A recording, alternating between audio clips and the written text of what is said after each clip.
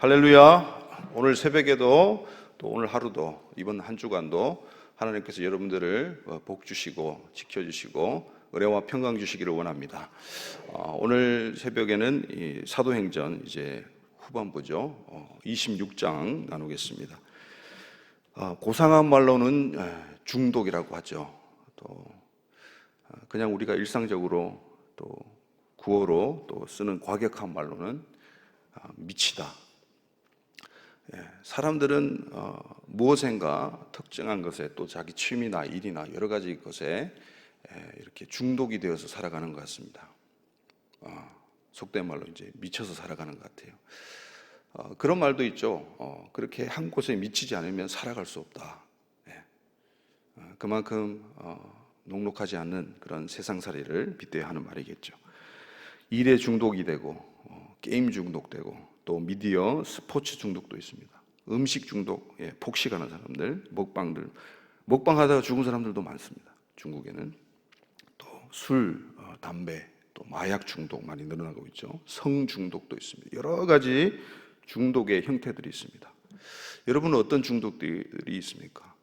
최근에는 이제 도파민 중독이래 가지고 초콜릿 먹으면 또 라면 먹으면 도파민이 막 나오고 좋은 것도 보고 자기가 좋아하는 거 보면 도파민이 나오고 이러니까 도파민 중독이라는 또 단어도 등장을 했습니다. 그것은 아마도 우리 인간 안에 하나님께서 심어주신 것 같아요. 어떤 빈 공간이 있는데 하나님으로만 채워야 될 빈 공간이 있는데 그것을 다른 것으로 채우고자 하는 그런 욕심들, 욕구들, 그런 갈증들, 갈망들이 있어서 사람들은 중독이 되는 것 같습니다. 오늘 본문에서 사도 바울은 당대의 권세자들, 이 아그리빠 왕과 또 베스도 총독, 또 여러 천부장, 또 여러 이제 귀인들 앞에서 이제 자신의 변명, 자신의 변론을 펴게 됩니다. 그렇게 쭉 변론을 하다가 오늘 우리가 읽은 본문대로 변론을 하다가 이제 끝에 와서는 이제 반응이 일어납니다. 그 반응 한번 보실까요? 어떤 반응이 일어났는지 24절, 25절입니다. 시작. 바울이 이같이 변명하매 베스도가 크게 소리내어 이르되 바울아 네가 미쳤도다. 네 많은 학문이 너를 미치게 한다 하니 바울이 이르되 베스도 각하여 내가 미친 것이 아니요 참되고 온전한 말을 하나이다. 아멘. 여러분, 우리가 미칠 것 같으면, 중독될 것 같으면 예수에 미쳐야 됩니다. 하나님의 복음에 미쳐야 될 줄 믿습니다. 그리고 하나님의 사랑과 하나님의 그 선하심, 그리고 십자가와 부활의 그 복음에 우리가 중독이 돼야 될 줄 믿습니다. 제가 이제 신대원 다닐 때 채플이 이제 계속 있는데 수많은 설교자들이 지나갔는데 설교가 별로 기억나는 게 별로 없어요. 죄송한데. 근데 정말 뇌리에 박힌 그 설교 제목이 아직도 기억이 나고 그 교수님의 부흥사 같은 그런 목에 핏대를 세워 가시면서 증거하셨던 그 설교가 아직까지 기억이 나요. 최윤배 교수님이라고 굉장히 열정적인 교수님인데 그분이 예수 보혈 중독자라는 제목으로 설교를 하셨어요. 어떤 제목요? 예수 보혈 중독자. 여러분, 그런 중독 할 만합니다. 할렐루야. 할 만한 정도가 아니라 그렇게 돼야 우리가 영생을 얻습니다. 이 새벽에 나온 여러분들 중독자 맞습니다. 예수 보혈에 중독되시기를 주님으로 축원드립니다. 그분의 말이 이 예수 피를 이스라엘 백성들이 문인방과 문설주에 발라가지고 죽음의 사자가 지나가고 생명을 구하게 된 것 같이 우리가 주님의 보혈을 날마다 먹고 마시고 바르고 뿌리고 덮고 할렐루야, 그렇게 해서 우리가 하나님 앞에 생명으로 서게 된다. 그런 주제로 이제 설교를 하신 것 같아요. 자세한 내용은 기억이 안 나지만 그 교수님의 스피치하는 그 열정과 그 제목이 저한테 강렬하게 10수년 전에 하셨는데 그게 이제 남아있어요. 이 바울이 원래는 이제 예수님을 믿지 않았죠. 그래서 오늘 본문에도 나오다시피 5절에 우리 종교의 가장 엄한 파를 따라서 자기가 믿었다. 바리새파 중에 가장 엄한 파. 그게 이제 전문 용어로 지금도 그런 파들이 있습니다. 올토독스 주의시라고 있습니다. 올토독스 주의시라고. 이렇게 더운 여름에도 이 검정색 긴 양복을 입고 외투도 걸치고 막 이렇게 모자도 쓰고 검정색 모자. 그런 사람들이 이제 인구의 한 10%, 12% 남짓 되는데 그 중에서도 또 파들이 더 달라요. 또 보수적인 파, 또 개혁적인 파 다르게 있습니다. 근데 그 중에서도 진짜 엄한 파들은 정말 말씀을 곧이곧대로 그냥 지켜요. 그래서 그들이 뭐 한간에는 이제 이스라엘에 이제 전쟁이 있으니까 이제 전쟁 징집 대상도 제외가 됐었거든요. 그들은 또 정치계에 들어가 가지고 랍비가 정치 일을 합니다. 굉장히 이제 큰 영향력을 사회에 끼치는데 아무든지 이제 소요가 있었는데 자기들이 끝까지 이제 군 복무 안 한다고 막 길거리에 들어놓고 그렇게 했습니다. 근데 그들이 진짜 한간에서는 진짜 예수님만 딱 클릭이 되면 진짜 남은 자, 이스라엘의 남은 자가 되지 않을까 그렇게 이야기하는 분들도 있습니다. 이 올토독스 주의시 중에 주의시인 이 사도 바울이 어떻게 무슨 까닭으로 무슨 이유로 이렇게 미쳤다는 소리를 예수에 미쳤다는 소리를 들어가면서 그렇게 괄세를 받으면서 핍박을 받으면서 이 권세자들 앞에서 목 나와 외쳤을까요? 그리고 서서 이렇게 신문받는 이유와 까닭을 우리는 오늘 본문 가운데서 또 볼 수가 있습니다. 우리 6절 한번 보실까요? 6절입니다. 시작. 이제도 여기 서서 신문받는 것은 하나님이 우리 조상에게 약속하신 것을 바라는 까닭이니. 아멘. 자, 사도 바울에게는 분명한 근거가 있었어요. 어려서부터 예루살렘으로 유학을 왔습니다. 길리기아 다소 출신이잖아요. 시리아 쪽인데 굉장히 북쪽에 있어요. 근데 멀리 이 남쪽 이 예루살렘으로 부모님들이 굉장히 이제 하나님을 경외하는 사람이었던 것 같아요. 그래서 어린 시절부터 유학을 왔습니다. 뭐 통째로 이사를 왔는지는 정확히 모르겠지만 아무튼지 기숙사에 보냈든지 이사를 왔든지 아무튼 예루살렘에서 아주 엄한 파 중에서 또 그중 당대에 예수님 시대 당대에 아주 손꼽히는 첫 번째 가라 하면 두 번째 가라 하면 서러울 정도로 그렇게 최고의 랍비가 가말리엘이라는 사람이었죠. 이 가말리엘 밑에서 사도 바울이 수학을 하게 되고 굉장히 율법에 토라에 능통한 사람이 됩니다. 그리고 외국어도 많이 습득을 해가지고 헬라어도 유창하게 하고 그래서 이 사도 바울이 하나님의 말씀을 잘 어려서부터 훈련이 되었는데 그것이 바로 예수님과 클릭이 되면서 예수님의 그 복음과 합해지면서 그 복음이 결국은 다른 게 아니라 자기 조상 때부터 주어졌던 아브라함과 이삭과 야곱에게 부어주셨던 그 언약과 연결이 된다. 그리고 그 언약의 모든 총합이 바로 예수 그리스도시다. 이것을 갖다가 성령님께서 깨닫게 하셨던 것이죠. 그래서 그렇게 이야기하는 것입니다. 신문 받는 것, 내가 이곳에서 서서 신문 받는 이유가 분명하다. 하나님이 우리 조상에게 약속하신 것, 그것을 바라고 소망하는 까닭으로 내가 여기에 서 있다. 이렇게 분명한 이유를 밝히고 있습니다. 그리고 또 하나 같은 선상인데요. 우리 7절 말씀 읽겠습니다. 시작. 이 약속은 우리 12지파가 밤낮으로 간절히 하나님을 받들어 섬김으로 얻기를 바라는 바인데 아그리빠 왕이여 이 소망으로 말미암아 내가 유대인들에게 고소를 당하는 것이니이다. 아멘.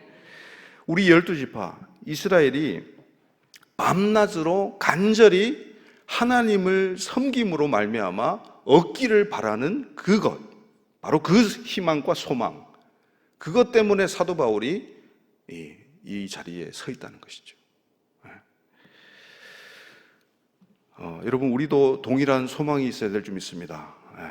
밤낮으로, 여러분 그렇지 않습니까? 우리가 오늘 찬양도 했듯이 밤에나 낮에나 주님 생각. 할렐루야. 그게 미친 사람이지 어떤 사람이에요? 우리는 예수에 미쳐야 됩니다. 할렐루야. 예. 예. 예수에 미치거나 아니면 다른 것에 미치거나 뭘 선택하시겠어요?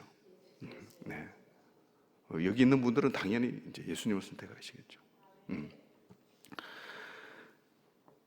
이렇게 사도 바울은 분명하게 자기가 박해받는 것, 또 신문받는 것에 대한 이유를, 또 삶의 이유가 되겠죠. 그것을 밝히고 있습니다. 그런데 이런 소망을 이제 발설을 하는 순간, 그것을 나타내고 그것을 사회 가운데 또 공공장소에서 이렇게 드러내는 순간, 우리는 또 이 사도 바울도 마찬가지고 모든 복음 전도자들도 마찬가지고 선교사님들도 마찬가지고 이렇게 반대에 봉착을 하게 됩니다. 왜 그렇습니까? 눈에 보이는 세계, 이 물질적 한계가 있는 세계에서 죽음 이후에 다시 살아난다는 이 부활의 소망, 결국은 바울이 이야기했던 그 희망, 바라던 것, 그것은 바로 부활 소망이었습니다. 그래서 8절에 그렇게 이야기하고 있는 거예요. 결론적으로 시작. 당신들은 하나님이 죽은 사람을 살리심을 어찌하여 못 믿을 것으로 여기시나이까. 아멘. 바로 이렇게 나오는 거예요. 부활에 대한 거예요. 죽은 사람을 다시 살리시는 하나님의 능력. 그것이 여러분 우리가 복음의 핵심인 줄 믿습니다. 근데 우리 현대인들은 또 의학이 발달되고 과학이 발달되다 보니까 죽은 사람이 어떻게 다시 살아나나. 뭐 임사 체험자들은 간혹 있어도, 근데 의사 중에서도 임사 체험을 해가지고 자기가 예수님 믿은 사람이 있어요. 그런 또 간증을 써가지고 책을 낸 사람도 있습니다, 미국에. 그 임사 체험자들의 수준이 아니에요. 그러니까 우리가 전하는 이 부활 복음을 갖다가 오해하는 경우가 많죠. 사람들은 못 믿습니다. 못 믿는 이유가 무엇입니까? 2017년쯤에 이제 영국 BBC에서 이제 보도된 바 있는데요. 영국의 이제 언론 기관인 콤레스라는 곳에서 이제 4월에 부활절 앞두고 2월에 이제 조사를 했습니다. 성인 2,000명을 대상으로 실시한 여론 조사를 했는데, 응답자의 약 50%와 이제 기독교인 25%는 예수님의 부활을 믿지 않는다라고 대답을 했습니다. 목회자들은 거의 절반 이상이 믿지 않는다. 목회자들이 믿지 않는데 무슨 그 복음의 능력이 나가겠습니까? 그래서 영국이 그렇게 이제 망해가는 거 아니겠습니까? 지금 사회 폭동도 일어나고 난리죠. 무슬림하고 대립하면서. 그렇게 이제 말하자면 4명 중에 1명이 예수님의 기독교인 중, 일반 사람이 아니에요. 기독교인 중에 4명 중에 1명이 부활을 안 믿는다. 뭐 복음을 안 믿는다는 소리예요. 성경을 거부한다는 소리. 나머지 이제 도덕적인 요소만 이제 우리가 그 도덕을 지키면서 살자, 이런 주의로 이제 가는 거죠. 그런데 이 일들이 영국에서 왜 일어났을까요? 지금은 더 심각해졌겠죠. 몇 년이 지났으니까. 2017년 당시니까요. 그리고 뭐 2,000명밖에 조사를 안 했는데 더 많이 조사하면 더 이 퍼센티지는 더 격차가 더 클 것입니다.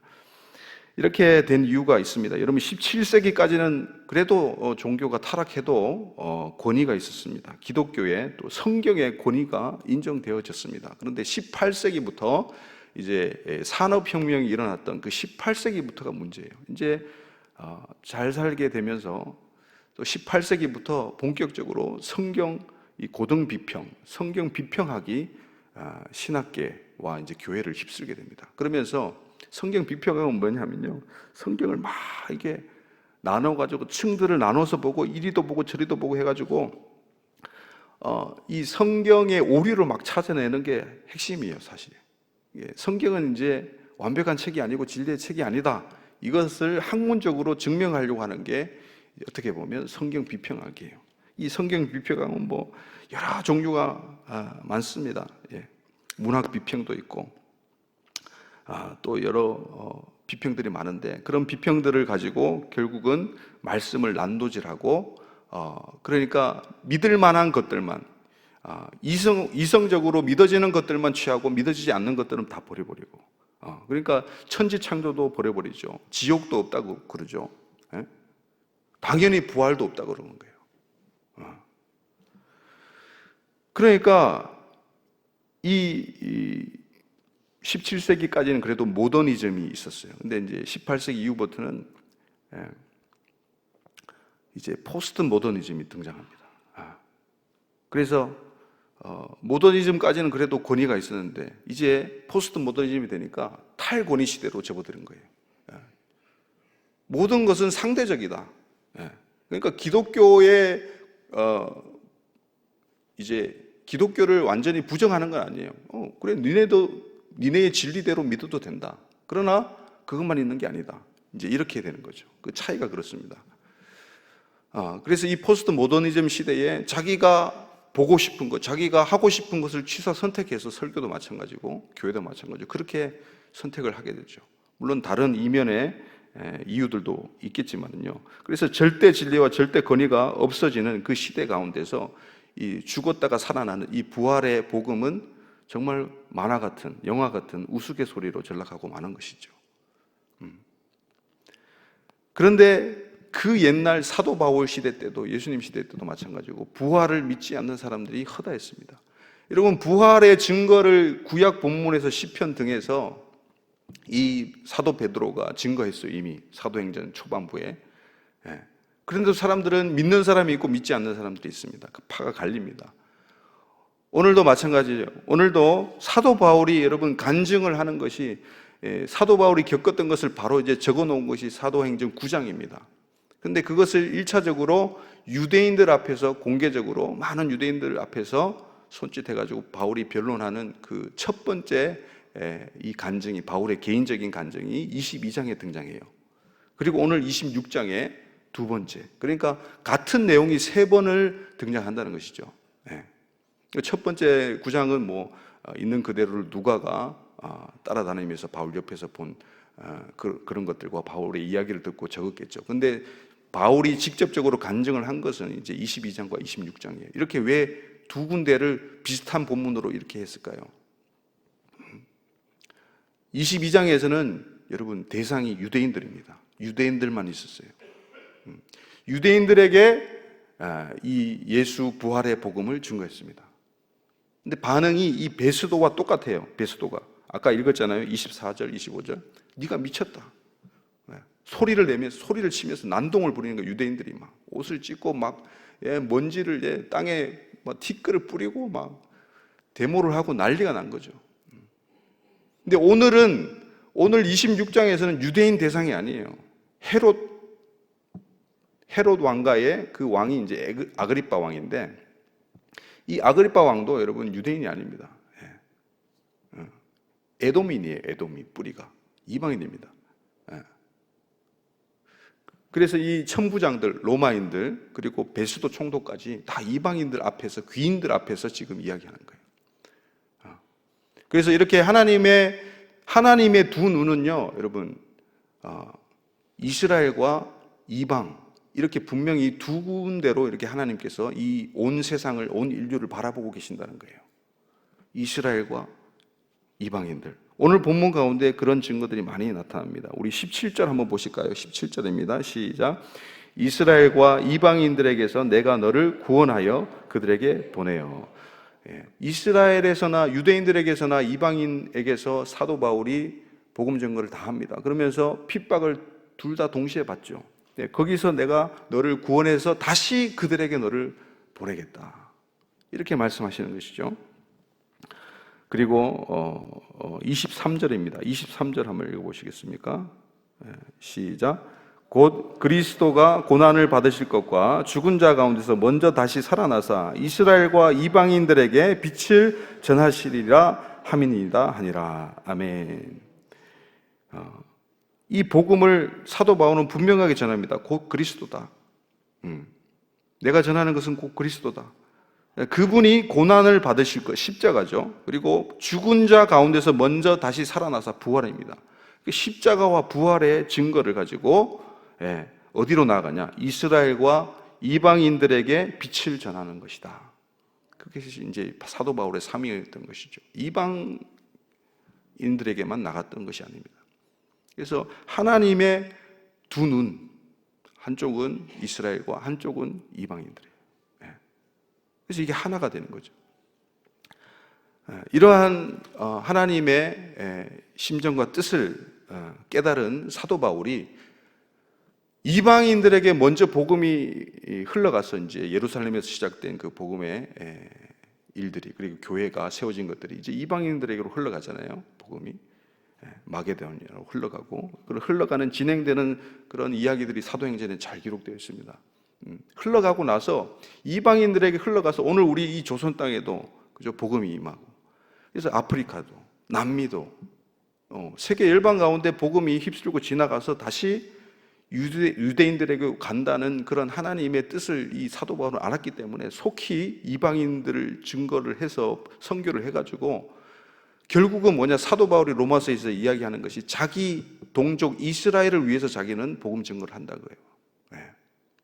이방인에게 가야 이제 그 복음이 다시 이스라엘로 돌아온다는 그 원리를 알았던 것이죠. 우리가 오늘 이 짧은 시간에 우리가 적용해야 될 부분은, 우리가 밤낮 간절히 얻기를 바라는 그 소망이 바로 이 십자가와 부활의 복음이라는 것이죠. 거기에 우리는 미쳐야 되고 중독이 되어야 될 점이 있습니다. 그리고 두 번째는 자신의 간증을 하고 있는 이 사도 바울이에요. 근데 이 사도 바울이 자신의 간증을 하면서 중요한 부분입니다. 자기 개인의 간증으로 끝나지 않아요. 뭐냐면 이 자기의 간증이 자기 조상 때부터 주어진 그 언약에 기반한, 그러니까 언약의 말씀에 기반한 그 하나님의 말씀과 언약과 클릭이 되고 결합이 되는 거예요. 자기의 간증만 있으면 여러분 오류가 될 가능성이 많습니다. 비성경적인 간증들도 많습니다. 그러나 말씀의 뿌리가 확실하면 그 말씀의 그 든든한 뿌리로 말미암아 해석되어진 자신의 간증의 삶이 결합이 될 때, 그것이 오늘 사도 바울 같은 강력한 임팩트를 낼 줄 믿습니다. 우리 가운데 하나님을 만나고 예수님을 만나고 또 변화되고 또 삶의 곳곳에서 하나님께서 간섭하시는 그런 간증들이 있지 않습니까? 그런 간증들이 여러분 말씀의 언약에 뿌리 내리시고 그것에 결합하기를 축원드립니다. 그것이 우리가 보아야 될 부분입니다. 그리고 세 번째는 이제 이렇게 온 세상에, 이스라엘과 이방 세계에 빛을 전하는 자가 되라. 오늘 본문 가운데서 빛이 세 번이나 등장합니다. 사도 바울이 느꼈던 빛. 그리고 또 그 빛은 무엇이냐? 18절 중요한 말씀이죠. 18절 한번 보시겠습니까? 시작. 그 눈을 뜨게 하여 어둠에서 빛으로 사탄의 권세에서 하나님께로 돌아오게 하고 죄사함과 나를 믿어 거룩하게 된 무리 가운데서 기업을 얻게 하리라 하더이다. 아멘. 이 예수님이, 부활하신 예수님이 사도 바울을 만나고 직접 하신 이야기예요.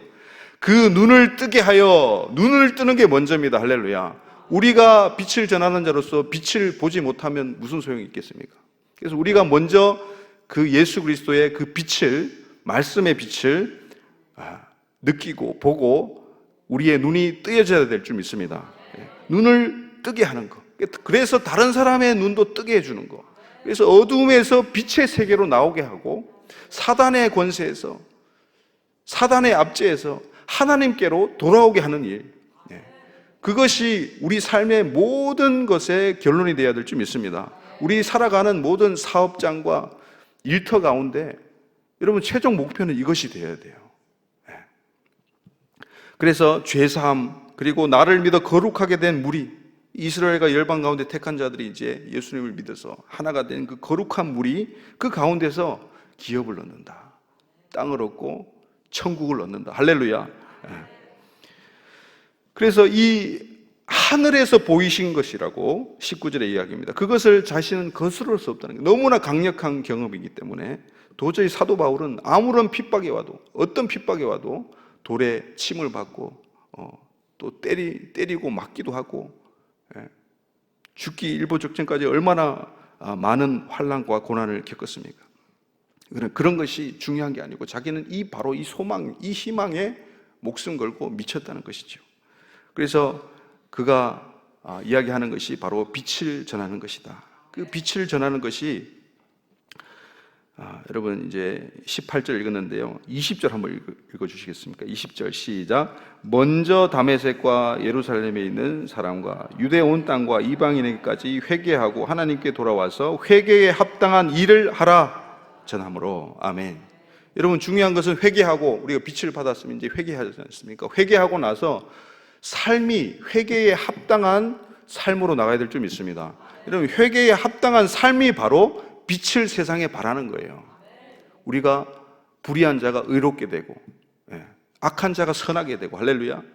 이렇게 회개한 자가 삶에서 나타나는 그 공의와 정의, 그 선함과 바름, 의로움, 이런 것들이 세상에 빛을 발하는 것이죠. 그래서 이 빛을 전해야 되는 것이죠. 우리는 단순히 말로만 복음 전도하는 것이 아니라 우리의 삶으로 이 빛을 증거하시는 저와 여러분 되시기를 예수님 이름으로 축원드립니다. 자, 이 시간 우리 기도하기 원합니다. 제가 기도하고 마치겠습니다. 하나님 아버지 감사합니다. 높은 자나 권세자나 낮은 자나 회당에서 길거리에서 이렇게 왕궁에서 권세자들 앞에서 어디에서나 누구에게나 가리지 않고 진리의 복음을 전했던 사도 바울 같이 우리도 확실한 소망에 미친 자가 되게 하여 주시옵소서. 예수 보혈에 중독되는 자가 되게 하여 주시옵소서. 예수 십자가와 부활 복음에 중독되게 도와주시옵소서. 자신의 간증에 말씀의 근거를 결합하는 증언하는 자 되기를 간절히 원합니다.